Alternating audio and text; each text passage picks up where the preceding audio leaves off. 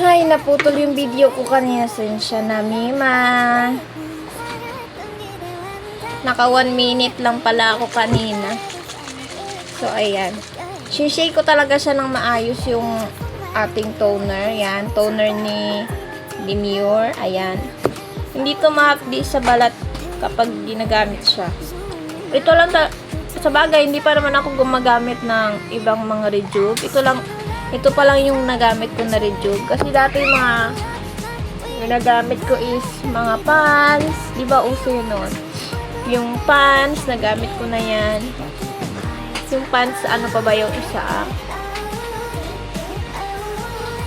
Basta yung mga pang ganito, anong tawag sa ganito? Yung mga pang ano lang siya sa mukha. Para toner siya. May tawag siya dati eh. Hindi ko lang ma-explain kung ano siya. Hindi ko na maalala kung ano siya. Basta toner siya. Parang iba yung tawag noon eh. Ano ba yun? Facial cleansing ba? Parang ganon. Ayan. Ayan siya guys. Sobrang ganda niya sa mukha. Talaga lang. Ito talaga yung ginagamit ko since na-discover ko tong dati kasi ano to siya eh, ang pangalan niya dati is Miss Chu Rejuvenating Set. Tapos pinalitan nung owner kasi daw basta may dahilan siya kung bakit. Parang may kapareho-pareho ata, parang ganun. So pinalitan niya. Tapos ayun, kahit pinalitan niya naman yung packaging, is yung naman, yung effect naman ng product is ganun pa rin naman sa dati. Wala namang pinagbago. Hindi talaga ako araw-araw naglalagay nito.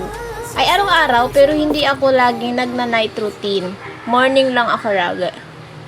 Kasi, araw-araw ako may pasok. Monday to Saturday ang pasok ko. So, Monday to Saturday, ako lagi nagna-night routine. Nagagawin ko to lagi. Nadamihan ko ata lagay ng Ayan, di ba? Para siyang may pulbo kapag ginagamit mo. Para kadaling nagpulbo kasi sa sobrang ganda. Basta i-blend mo lang siya ng maayos. Ang ganda niya. Ayan. Nasobrahan ng lagay ko. Ayan.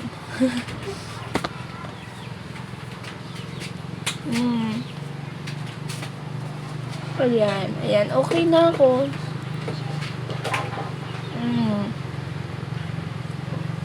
Kaya kung ako sa inyo guys, kung gusto nyo naghahanap kayo ng rejuvenating set na hindi mahapdi sa mukha, hindi malagkit, at sobrang smooth lang niya gamitin, hindi ka pipimpulsin, walang balat-balat, ganyan. Hindi ka mamumula na para kang bang, basta pangit siya tingnan, yung para kang namamaga, yung ganon, hindi, wala siyang ganitong effect. Ano lang siya, maganda siyang gamitin. Yung parang hindi mo napapansin pero nag-glow ka na, ganon siya. So, ayun lang Mima, bye!